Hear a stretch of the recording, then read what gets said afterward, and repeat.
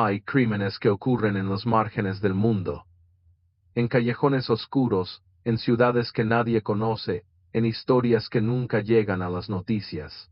Y luego hay crímenes que te golpean en el pecho con la fuerza de un tren de alta velocidad, porque no ocurren en los márgenes, ocurren en el centro, en la sala de estar. Detrás de una puerta pintada de blanco con una maceta en la entrada y vecinos que dicen, parecía una familia normal. El 22 de septiembre de 2013, un hombre llamó al número de emergencias en Santiago de Compostela, Galicia. Su voz sonaba quebrada. Dijo que su hija había desaparecido, que se llamaba Asunta, que tenía 12 años, que no llegó a casa. España entera se detuvo. Las redes sociales, que entonces comenzaban a ser el corazón del país, se llenaron de fotos de una niña de origen chino, de ojos oscuros, sonrisa tímida y mochila escolar. Todos querían ayudar. Todos querían encontrarla. La encontraron al día siguiente, pero lo que encontraron no era lo que nadie esperaba encontrar. Y lo que vino después fue aún más devastador, porque la respuesta a la pregunta, ¿quién mató a Asunta?, no estaba en un expediente policial lleno de sospechosos desconocidos. Estaba en el árbol genealógico de la propia niña. Esta es la historia de cómo una familia española de apariencia impecable planeó, calculó y ejecutó el asesinato de su propia hija durante meses. Oh, Cody Johnson. Un caso que todavía hoy, más de una década después, sigue siendo estudiado por criminólogos, psicólogos y juristas como uno de los ejemplos más perturbadores de la premeditación criminal en la historia reciente de España. Soy tu narrador en Expediente Negro, y hoy abrimos el expediente más oscuro que hemos tenido entre las manos. Quédate. Esto no termina donde crees que termina. Para entender este caso, primero necesitas entender el escenario. Santiago de Compostela no es cualquier ciudad. Es uno de los lugares más sagrados de Europa. Cada año, cientos de miles de peregrinos caminan el camino de Santiago para llegar a su catedral, a sus calles adoquinadas, a su silencio casi medieval. Es una ciudad donde la tragedia se siente distinta, porque contrasta con todo lo que la rodea. Historia, espiritualidad, serenidad. En esa ciudad vivía una familia que, en papel, lo tenía todo. Rosario Porto tenía 46 años en el momento de los hechos. Era abogada. Hija de un notario respetado en Galicia. Había crecido en el privilegio, pero no en el exceso. En la seriedad. En la expectativa. Era una mujer inteligente, calculadora, de esas personas que cuando entran en una sala se nota que han pensado exactamente qué van a decir antes de decirlo. Alfonso Basterra tenía 47 años, periodista. Trabajaba en medios locales, hombre de buena presencia, palabras cuidadas, conocido en los círculos culturales y periodísticos de la ciudad. El tipo de persona que en una cena habla bien de todo, de política, de literatura, de vinos. Un hombre que inspiraba confianza. Se habían casado años atrás. Con el tiempo, la pareja se fue distanciando. Separados, pero siguiendo adelante con una fachada de familia funcional. Y en el centro de esa fachada, el eslabón más inocente y más vulnerable. Asunta.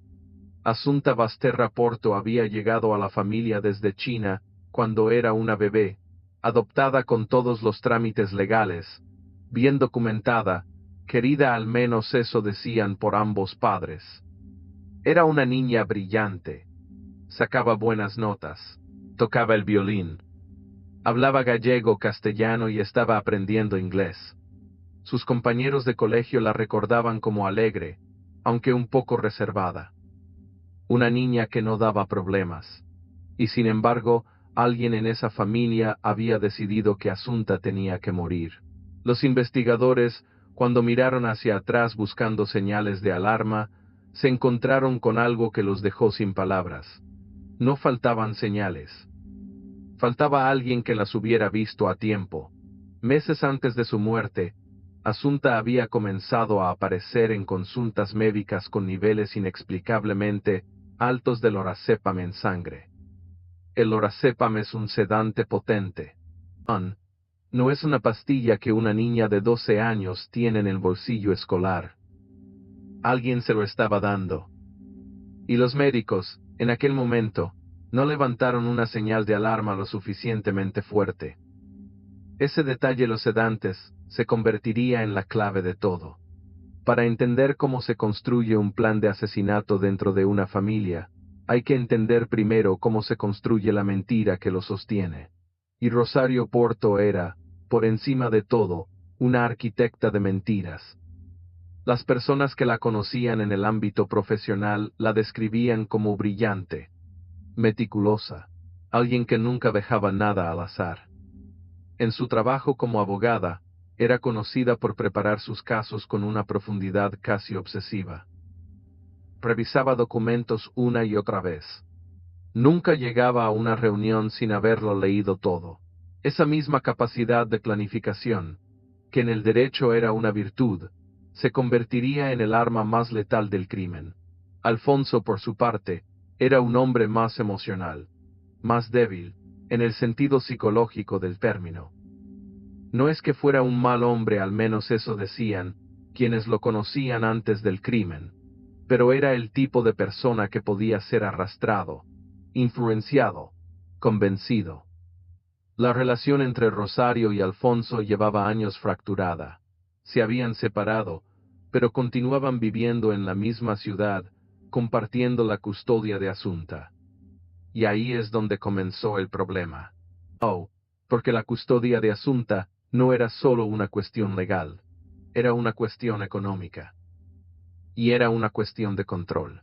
Según se establecería más tarde en el juicio, Rosario tenía problemas financieros que había ocultado a casi todos. A pesar del apellido, a pesar del bufete, la situación económica de la familia no era la que aparentaba ser. Y Asunta, como menor bajo tutela, estaba ligada a herencias, a fondos, a dinero que en un futuro podría ser de alguien más. Pero reducir este crimen solo a lo económico sería simplificar algo que los psicólogos forenses calificaron de mucho más complejo.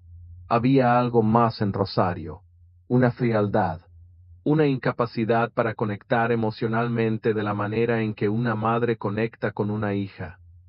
Los testigos que declararon en el juicio describieron momentos en los que Asunta intentaba buscar el afecto físico de su madre y Rosario se alejaba. No como gesto distraído, como gesto deliberado. Una niña de 12 años que busca el abrazo de su madre y la madre da un paso hacia atrás. El psicólogo que evaluó a Rosario durante el proceso judicial describió un perfil que heló la sala: inteligencia superior a la media, ausencia significativa de empatía, capacidad de disociación emocional frente a situaciones de alto estrés, y una tendencia marcada al control absoluto de su entorno. En términos más simples, una mujer que podía planear el asesinato de su hija con la misma ecuanimidad con la que preparaba un expediente legal.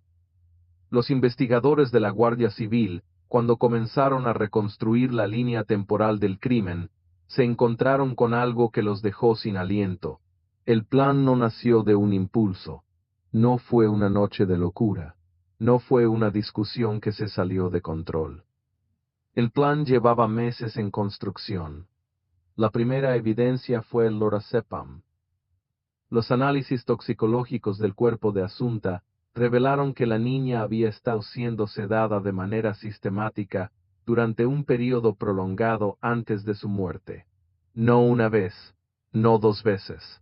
Durante semanas, alguien le había estado administrando dosis de sedantes que la dejaban confundida, soñolienta, incapaz de resistirse o de comunicarse con claridad. ¿Por qué? La respuesta más aterradora es también la más lógica. Quien planea un asesinato necesita practicar, necesita ver cómo reacciona el cuerpo. Necesita asegurarse de que el método va a funcionar. Las compras de medicamentos quedaron registradas. Las farmacias tenían los tickets. Y más tarde, los mensajes de texto entre Rosario y Alfonso confirmaron lo que los investigadores ya sospechaban. Los mensajes de texto son una de las partes más perturbadoras de este caso. Porque en esos mensajes, los dos padres hablaban de su hija como si hablaran de un problema logístico que había que resolver. No había duda. No había culpa visible. Había planificación. Hay que decidir cuándo. Necesitamos que quede dormida antes. No dejes rastro de la compra.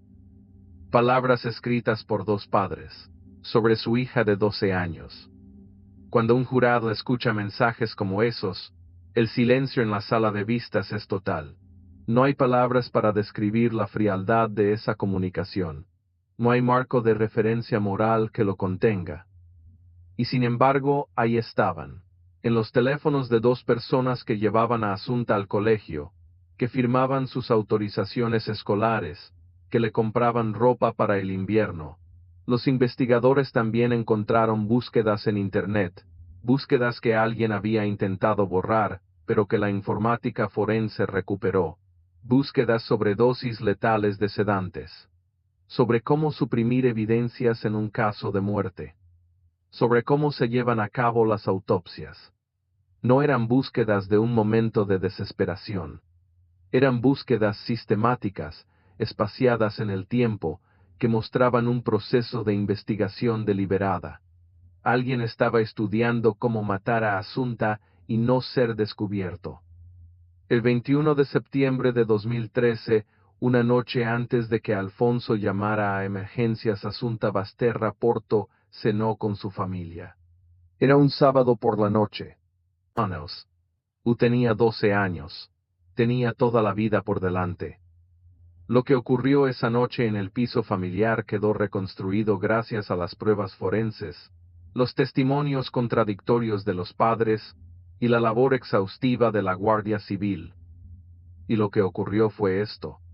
Asunta fue sedada una vez más, esta vez con una dosis mayor, quedó inconsciente, o en un estado de semi-inconsciencia profunda. Y entonces, con ella en ese estado, se ejecutó el paso final del plan. La niña fue asfixiada. El médico forense estableció que la causa de la muerte fue asfixia mecánica. Y que en el momento de morir, Asunta tenía en sangre una cantidad de lorazepam que habría dejado incapacitada a cualquier adulto. En el cuerpo de una niña de 12 años, esa cantidad era brutal. Después, el cuerpo fue trasladado. Fue encontrado en una cuneta de una carretera rural a las afueras de Santiago, envuelto en bolsas de basura, con evidencias claras de que había sido colocado allí deliberadamente. Y al día siguiente, Alfonso Basterra llamó al 112 para denunciar la desaparición de su hija. Esa llamada que los investigadores grabaron y analizaron hasta el último detalle, fue el primer gran error de la pareja. Porque la voz de Alfonso no sonaba como la voz de un padre desesperado. Sonaba como la voz de alguien que estaba leyendo un guión que había ensayado, pero que no terminaba de encajar. Los investigadores con experiencia en ese tipo de llamadas, lo notaron de inmediato. Hay algo que los criminólogos llaman la trampa de la sobreactuación. Cuando alguien miente en una situación de extrema presión emocional, tiende a dar demasiados detalles, o a mostrar emociones que no cuadran con el momento. Alfonso Basterra, en esa llamada, y en los primeros interrogatorios, caía una y otra vez en esa trampa. Rosario, por su parte, hizo lo contrario. Demasiado control, demasiada calma. Una madre cuya hija ha desaparecido no habla con esa cadencia. No organiza sus palabras con tanta arquitectura. El dolor, cuando es real, no espera a encontrar la frase correcta. Ambos estaban fallando. Y los investigadores lo sabían. La Guardia Civil de Galicia tenía a cargo la investigación. Y desde el primer momento, los agentes que trabajaron el caso, algunos de los cuales declararían años más tarde en entrevistas, describieron una sensación difícil de articular. Algo estaba mal. No solo con el crimen, sino con los padres. En 20 años de servicio, dijo uno de los agentes en una entrevista posterior, he visto a muchos padres que pierden a un hijo, y lo que vi en esos dos no era eso. Las primeras horas de una investigación por desaparición de menor son absolutamente críticas. La Guardia Civil activó todos los protocolos. Búsqueda terrestre, difusión de la foto de Asunta, rastreo de su teléfono móvil, verificación de sus contactos escolares. Mientras tanto, un equipo separado comenzó a hacer algo que los padres no esperaban: analizar los teléfonos móviles de Rosario y Alfonso. La decisión de revisar los teléfonos tan rápido fue, en retrospectiva, el golpe decisivo de la investigación, porque en esos teléfonos estaba todo. Los mensajes que Rosario y Alfonso habían intercambiado en las semanas previas al crimen no solo contenían referencias al plan, contenían algo que ninguno de los dos había pensado en borrar correctamente: la cadena completa de la conspiración, como si parte de ellos inconsciente, irracionalmente hubiera querido dejar un registro. Los analistas forenses trabajaron sin parar durante las primeras 72 horas, y lo que extrajeron de esos teléfonos fue suficiente para que el juez de guardia firmara las órdenes de detención.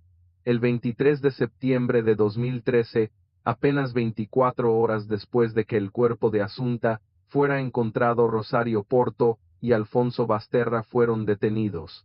Cuando los agentes fueron a detener a Rosario a su domicilio, la encontraron sentada, vestida, serena, como si llevara horas esperando, como si supiera exactamente lo que iba a ocurrir. La imagen, la de Rosario Porto sentada, tranquila, mientras los agentes leían los cargos, se convertiría en uno de los símbolos más perturbadores de este caso. Porque no es la imagen de alguien que ha cometido un error, es la imagen de alguien que ha calculado el riesgo desde el principio y ha decidido aceptarlo. El juicio por el asesinato de Asunta Basterra Porto comenzó en septiembre de 2015, casi 2 años después del crimen. Y durante los días que duró, España entera se paralizó frente a las pantallas. Las cadenas de televisión lo cubrieron en directo. Las redes sociales eran un torrente continuo de reacciones. Los bares gallegos en particular, ponían el sonido del juicio como si fuera un partido de fútbol, porque eso era lo que era, no un partido, era un duelo. Entre la verdad y la mentira, entre las pruebas y las coartadas, entre los hechos y las versiones. Rosario Porto y Alfonso Basterra declararon por separado, y sus versiones, que en un primer momento intentaron complementarse, comenzaron a desmoronarse bajo el peso de las evidencias. Los mensajes de texto eran irrefutables. Las búsquedas en Internet eran irrefutables. Los análisis toxicológicos eran irrefutables. Los tickets de farmacia eran irrefutables. La defensa intentó, en distintos momentos, varias estrategias: que los mensajes eran malinterpretados, que alguien más podría haber tenido acceso a los teléfonos, que la toxicología podía tener explicaciones alternativas. Cada estrategia chocó contra el muro de las pruebas y se derrumbó. Pero el momento más impactante del juicio no fue ninguna de las declaraciones técnicas, fue cuando el fiscal leyó en voz alta, ante el tribunal completo y la prensa, los mensajes de texto entre los dos acusados, mensaje por mensaje, sin comentario, solo las palabras en la sala colgando en el aire. Hubo periodistas que llevaban décadas cubriendo procesos judiciales que reconocieron no haber podido contener la emoción, no porque el caso fuera inusual en términos legales, sino porque en esos mensajes estaba el hueco donde debería haber estado el amor de unos padres. Y donde debería haber estado el amor, había planificación. El 14 de noviembre de 2015, el veredicto del jurado popular fue unánime: culpable. Rosario Porto, culpable de asesinato con alevosía. Condena de 18 años de prisión. Alfonso Basterra, culpable de asesinato con alevosía. Condena de 18 años de prisión. Las cámaras que grabaron a los familiares de Asunta, sus abuelos, sus tíos, las personas que la habían querido de verdad, captaron algo que todavía hoy es difícil de ver sin que algo se mueva dentro. No fue euforia. No fue celebración. Fue el llanto silencioso de personas que habían esperado 2 años para que alguien dijera lo que todos sabían, pero que necesitaba ser dicho de manera oficial, irrevocable, ante la ley. Asunta no merecía lo que le ocurrió. Y sus asesinos estaban condenados. Esta es la pregunta que los criminólogos, psicólogos y psiquiatras llevan más de una década intentando responder. No porque la respuesta cambie el veredicto, sino porque entender cómo ocurrió algo así es la única manera de tener alguna posibilidad de prevenir que ocurra de nuevo. La profesora Carmen Wanate, catedrática de Derecho Penal que siguió de cerca el proceso, señalaba algo que resulta fundamental para entender este crimen. El asesinato planificado dentro de la familia no responde a los mismos patrones que el asesinato impulsivo. Es otro tipo de violencia, más silenciosa, más lenta, y por eso, en muchos sentidos, más aterradora. Los perfiles psicológicos de Rosario Porto mostraban una personalidad que los especialistas describen como narcisismo de alta funcionalidad. Una persona así puede desenvolverse con éxito absoluto en entornos sociales y profesionales, puede generar empatía en los demás, puede parecer completamente normal, incluso encantadora, mientras en su interior APRAC, una lógica completamente desconectada de los valores morales convencionales. Para alguien con ese perfil, la decisión de eliminar a otra persona no pasa por el mismo filtro emocional que activaría en la mayoría de los seres humanos el horror, la culpa, el arrepentimiento. En cambio, pasa por un filtro de cálculo. Ventajas, desventajas, probabilidad de éxito, riesgo de detección. Como si fuera un proyecto. Como si fuera un caso legal. Alfonso Basterra presentaba un perfil diferente, más débil, más maleable, con una dependencia psicológica hacia Rosario, que los especialistas describieron como significativa, incluso después de la separación legal.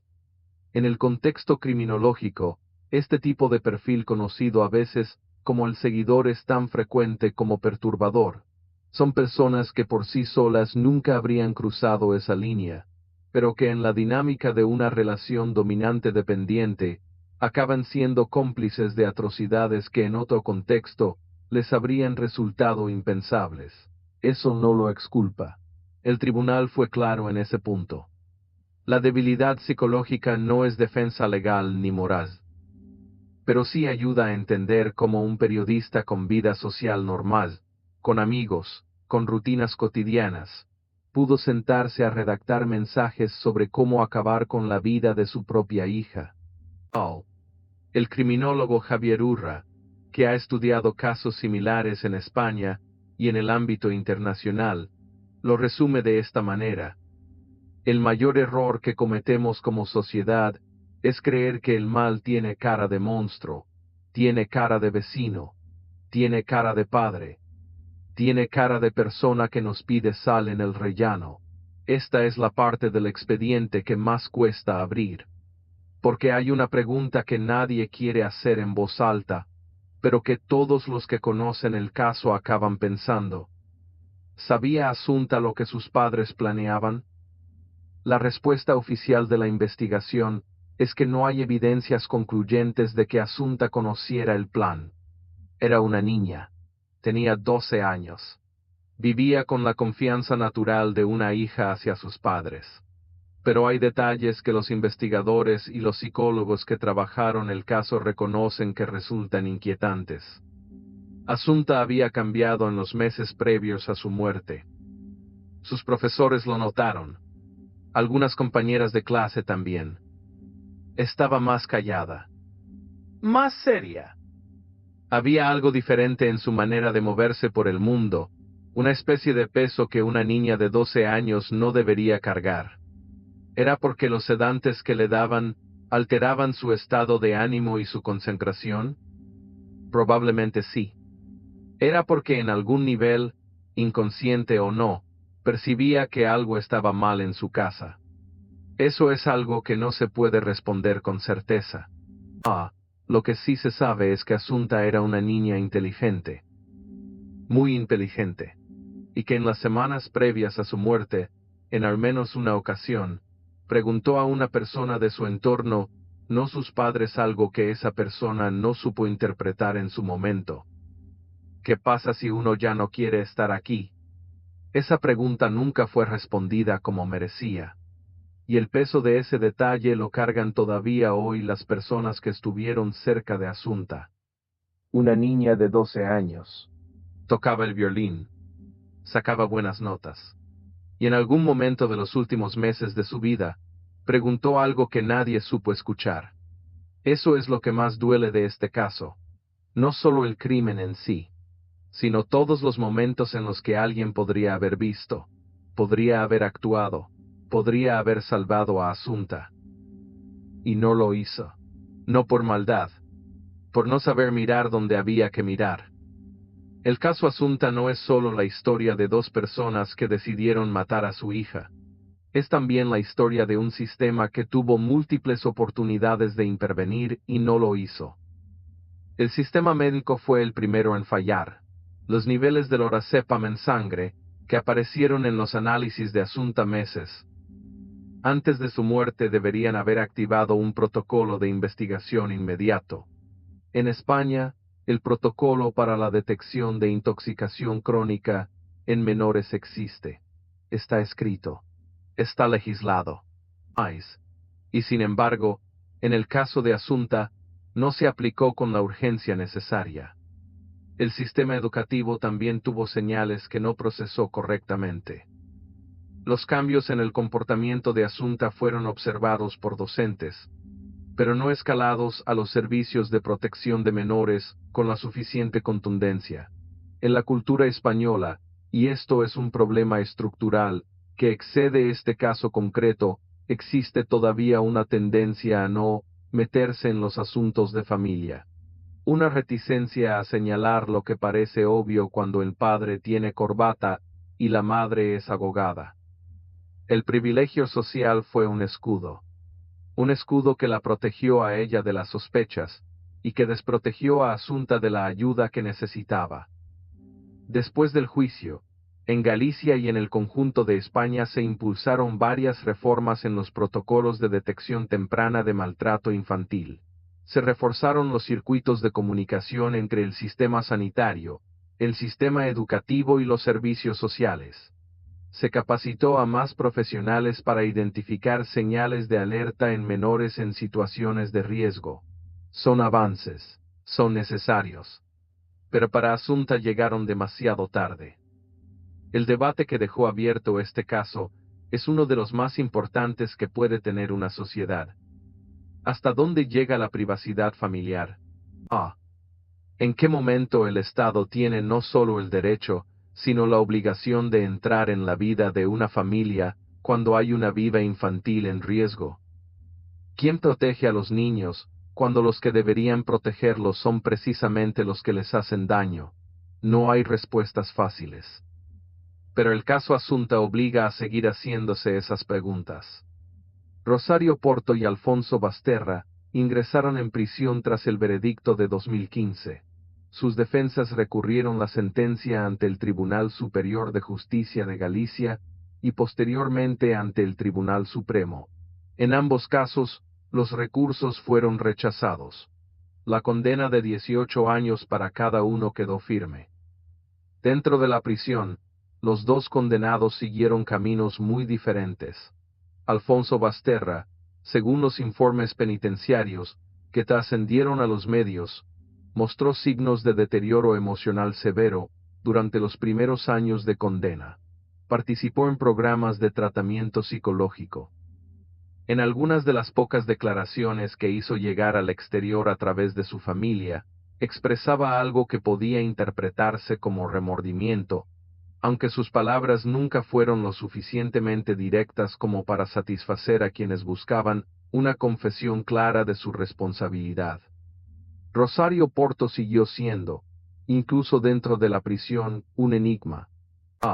Los funcionarios de la cárcel que trabajaron con ella la describían como una reclusa disciplinada, que respetaba las normas, que no generaba conflictos, que estudiaba, que leía, que mantenía la misma calma imperativa que había mostrado durante todo el proceso judicial. En septiembre de 2020, la noticia llegó con el peso brutal de lo inesperado. Rosario Porto había sido encontrada muerta en su celda. Había muerto por sus propias manos.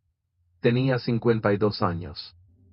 La reacción ante esa noticia fue compleja. Imposible de clasificar en una sola emoción. Algunos sintieron algo parecido al alivio, aunque no podían explicar bien por qué. Otros sintieron rabia. Que una mujer que había planificado durante meses el asesinato de su hija hubiera podido, al final, decidir el momento de su propia muerte, tenía algo de injusticia que dolía de una manera difícil de articular. Otros simplemente sintieron el peso de todo lo que ese caso representaba y no encontraron palabras. La madre de Asunta había muerto. Y Asunta seguía muerta. Y eso no cambiaba nada. Asunta Basterra Porto tiene hoy una plaza con su nombre en Santiago de Compostela. Pequeña, discreta, como ella, su historia se convirtió en el punto de referencia de una generación de debates sobre la protección de la infancia en España. Convirtió también en el punto de referencia de lo que los medios de comunicación deben y no deben hacer cuando cubren crímenes que involucran a menores. Durante el juicio, la imagen de Asunta, su foto escolar, su sonrisa tímida, fue utilizada de manera tan extensa y tan descontrolada, que dio lugar a un debate serio sobre los límites del periodismo de sucesos. Pero por encima de todos los debates, por encima de los libros, los documentales, entre ellos, la serie de Netflix que revivió el caso para una nueva generación, por encima de los análisis criminológicos y los artículos académicos, hay una verdad que no cambia y que no debe perderse en el ruido. Asunta era una niña. Tenía 12 años, tocaba el violín. Quería que su madre la abrazara, y no recibió nada de lo que merecía. En España, el caso Asunta marcó un antes y un después en varias áreas. El protocolo de atención a menores en situación de riesgo se revisó en comunidades autónomas como Galicia, Cataluña y Madrid. Las unidades especializadas de la Guardia Civil en delitos contra menores fueron reforzadas. La formación de pediatras y médicos de atención primaria para detectar patrones de intoxicación crónica en niños se intensificó. Y en las facultades de derecho de todo el país, el caso Asunta se convirtió en un caso de estudio permanente. Sobre la premeditación, sobre la alevosía, sobre la dificultad de juzgar crímenes, donde los perpetradores son también figuras de autoridad y confianza para la víctima. El caso Asunta fue el más mediático, pero no fue el único. En España y en el mundo hispano, los años siguientes al crimen pusieron en evidencia que el patrón padres con perfil de alta funcionalidad social que planifican el daño a sus propios hijos no era una excepción aislada. Era una categoría criminal que existía, que tenía precedentes y que continuaba ocurriendo. En 2018, en la ciudad de Córdoba, una madre fue detenida por haber administrado durante meses medicamentos no prescritos a su hijo de 8 años, en lo que los médicos forenses calificaron como síndrome de Munchausen por poderes. Un trastorno en el que el cuidador provoca o fabrica enfermedades en la persona a su cargo para obtener atención médica, y con ella, atención social. No es idéntico al caso Asunta, pero comparte el elemento más perturbador: la utilización del cuerpo de un niño como instrumento.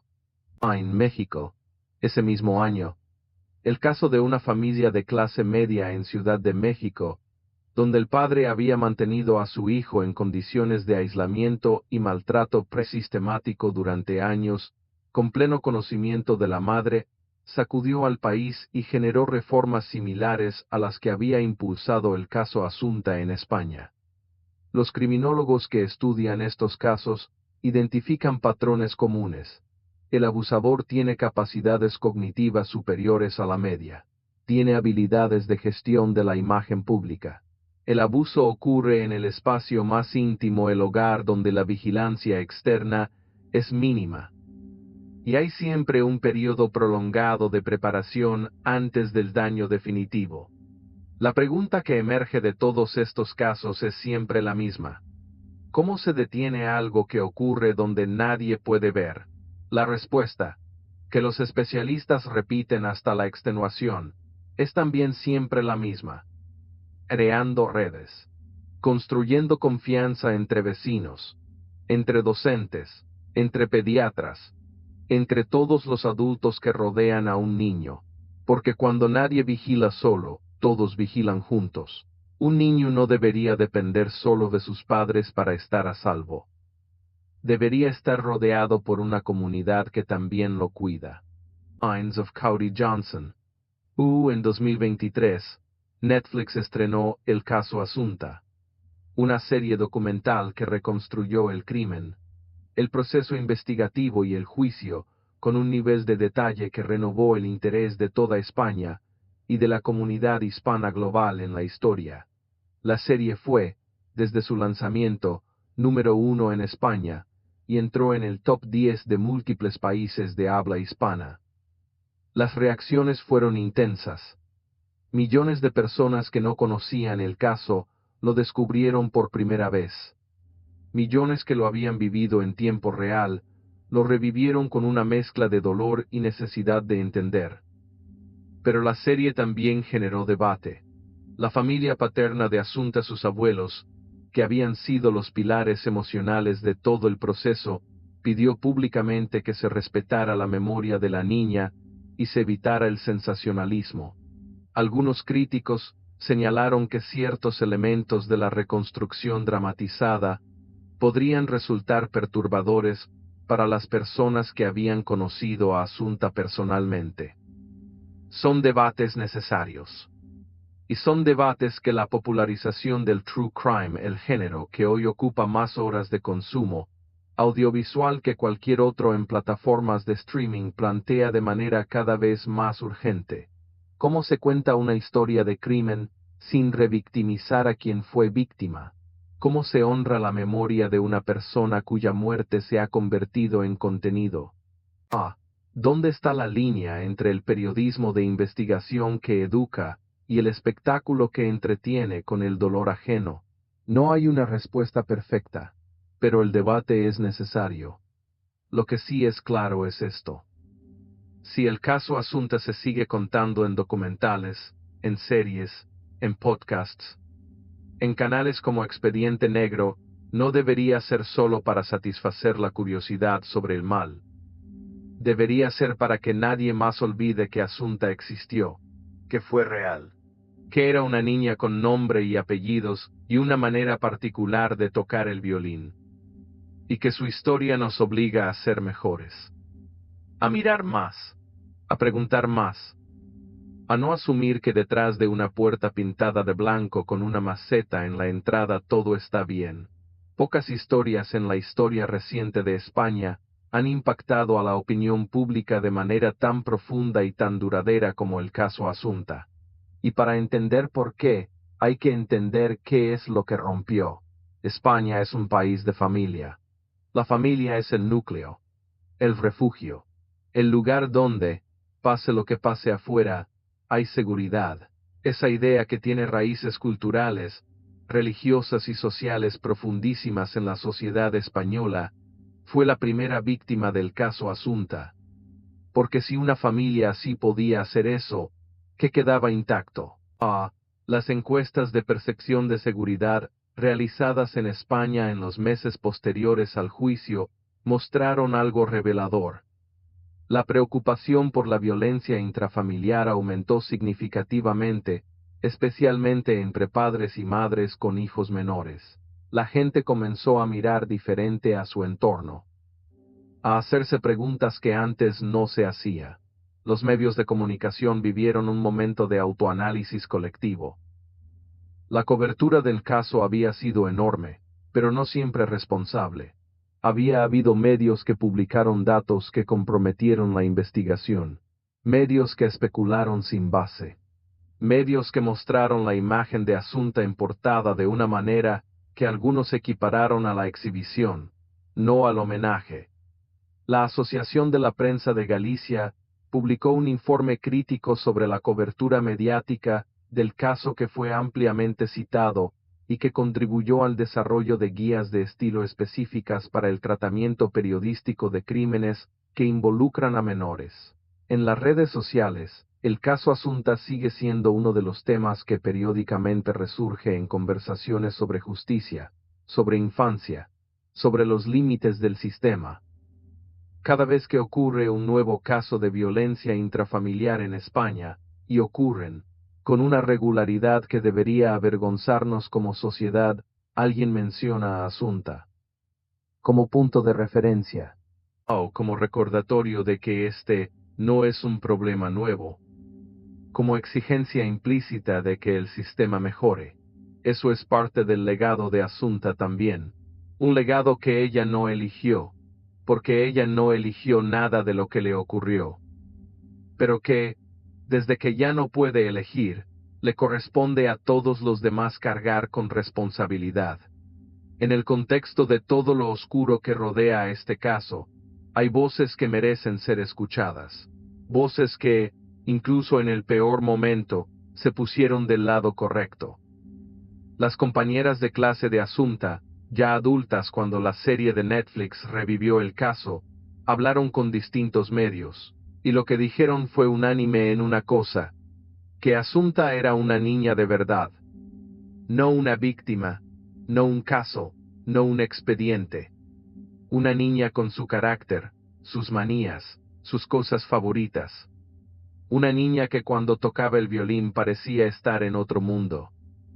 Una niña que en los recreos a veces se quedaba al margen pensativa, mirando los juegos de los demás sin terminar de unirse.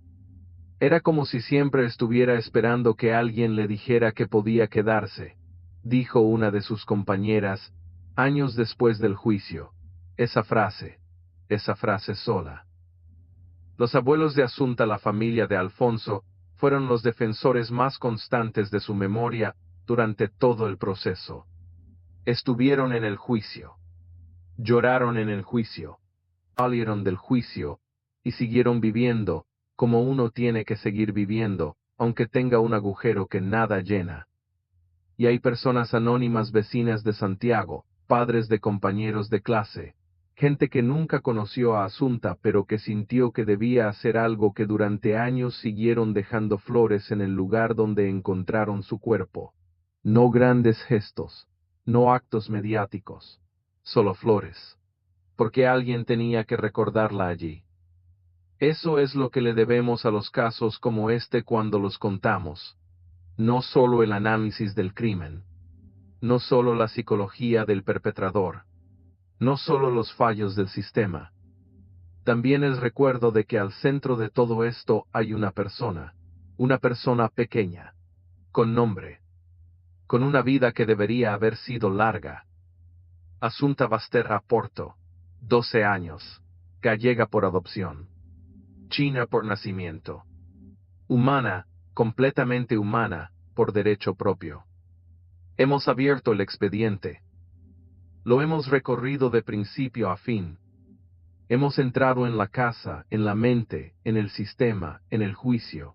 Y ahora, antes de cerrarlo, porque en expediente negro los expedientes se cierran siempre con una verdad, nunca con una pregunta vacía, es momento de decir en voz alta lo que este caso nos enseña.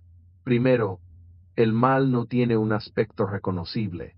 Hemos consumido décadas de cultura popular que nos han entrenado para imaginar al asesino como un ser al margen de lo normal, aspecto perturbado, conducta errática, señales obvias. El caso Asunta destruye ese mito con una brutalidad quirúrgica. Los asesinos de Asunta eran abogada y periodista. Eran personas con corbata y bufanda. Personas que conocían el sistema porque formaban parte de él. Segundo, el privilegio puede ser un escudo.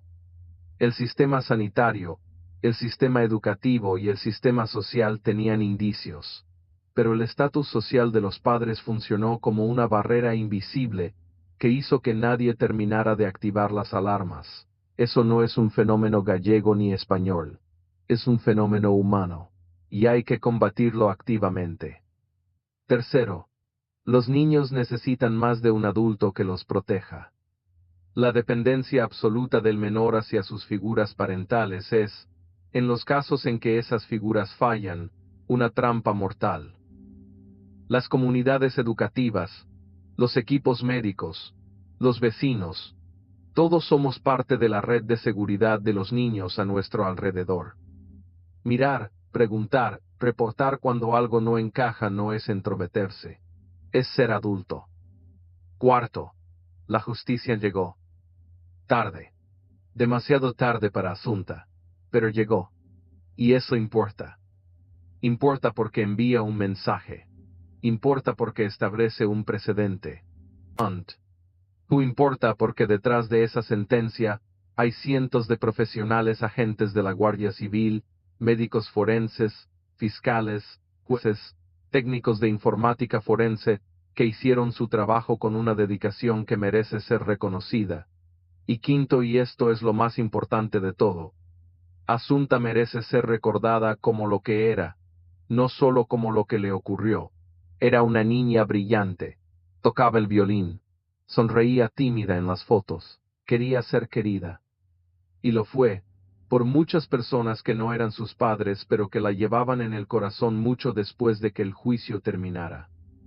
El caso Asunta está cerrado en los tribunales, pero está abierto en nuestra conciencia colectiva. Y debe seguir estándolo, porque cada vez que miramos a un niño, a nuestros hijos, a los hijos de los demás, a los niños que vemos en el parque o en el colegio, llevamos con nosotros la responsabilidad de no apartar la vista cuando algo no cuadra. Asunta nos lo pide. Con silencio. Con esa sonrisa tímida de la foto escolar que España no ha olvidado. Eso es todo por el expediente de hoy. Hemos abierto uno de los casos más perturbadores de la historia criminal española reciente.